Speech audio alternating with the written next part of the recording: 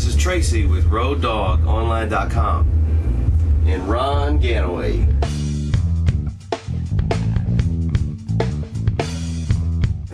How did you get started in this crazy business?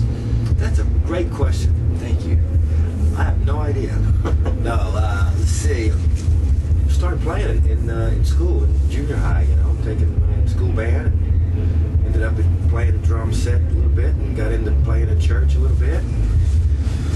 And then ended up, as a lot of people, playing in cover bands and top 40 bands, surviving, and then ended up in Nashville and auditioning for a country artist. That was in '83, and here we are in '09. Still doing it. Still going.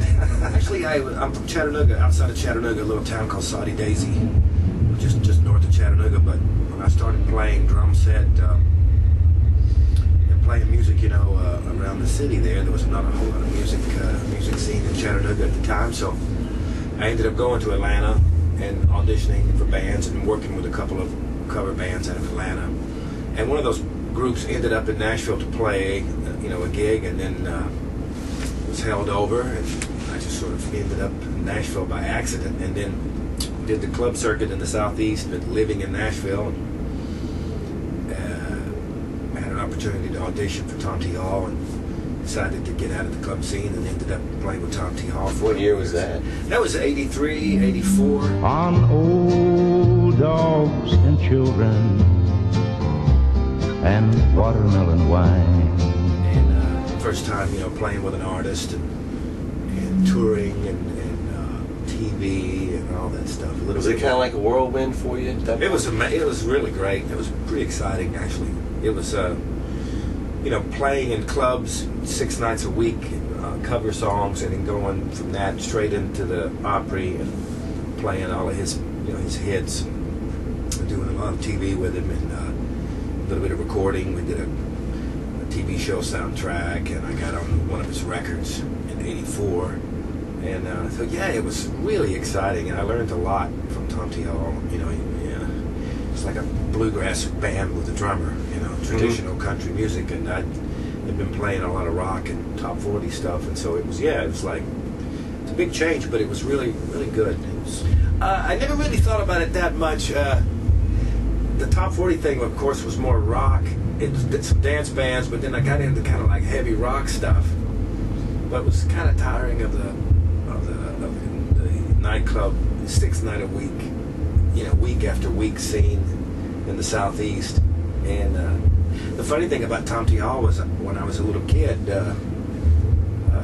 my dad, we would be in the car and he would be listening to country stations, George Jones, and I remembered some of these Tom T. Hall songs.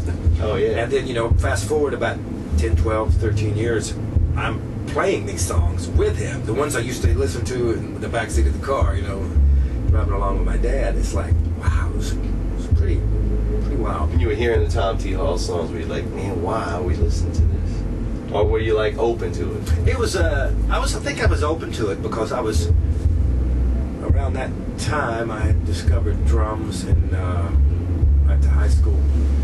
The football game I had set by the drum section in the high school band, and just got all into listening to drummers, and then started listening to a lot of different kinds of music. So I was pretty open. I mean, he was listening to a lot of the country stuff, of course, and being a young kid, you're listening to the rock and roll and pop and stuff. But I kind of took it all in. I wasn't like, no, it's country. It was all interesting. The thing about Tom's stuff was funny. He had a lot of really story songs and interesting songs. I could remember some, and then it was like, there I was actually playing these songs on stage. Pretty exciting. I guess it was cool for you learning to play for the song early on. I suppose so, yeah. And that was a good, not knowing it, I was just trying to make it work, but it was a good example of song form and backing up the singer, and like you say, playing the song. Education in traditional country music with him,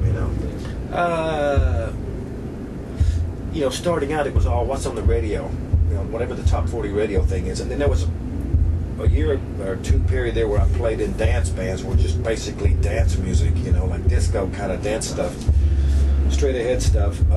But as far as the rock thing, I like a lot of guys. I mean, you know, from I was thinking about this the other day about the heavier rock players were guys, of course, you know the name I'm going to say, John Bonham, and that's as well as John Bonham. Cozy Powell I always admired Cozy Powell. The power that the guy played with was amazing, and so those two, even like Simon Kirke of Bad Company, British guys here, but American guys would be Don Brewer and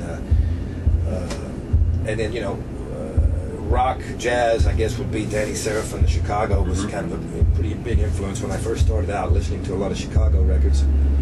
But so, you know, those drummers and just playing whatever commercial music was on the radio at the time, kind of learning from each song and each band. And so I had the rock stuff going, but I think once I started playing with Tom T, I got into brushes and train beats and playing in 3/4 ballads and things, or 6/8, you know, where the commercial stuff is pretty much 4/4, you know. So I learned a lot more dotted stuff and swing stuff. It's like, whoa, wait a minute, you know.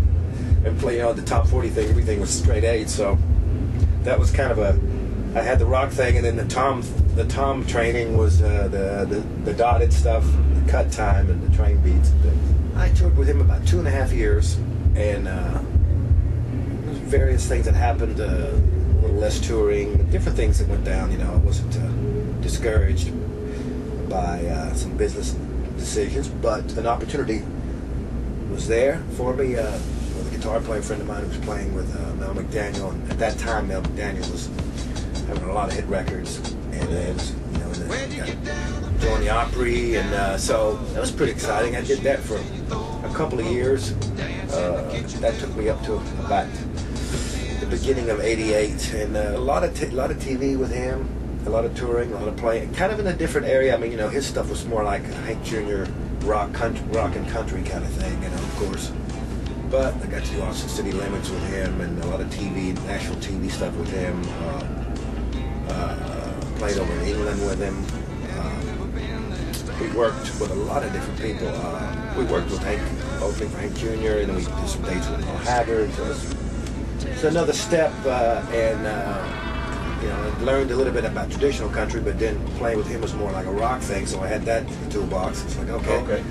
So we can play a rock and the country thing. So that was a pretty good little run. Right at the time that he was really putting out, you know, hit records. I spent the bulk of '88 hanging out in Nashville there, and a friend of mine had a drum shop.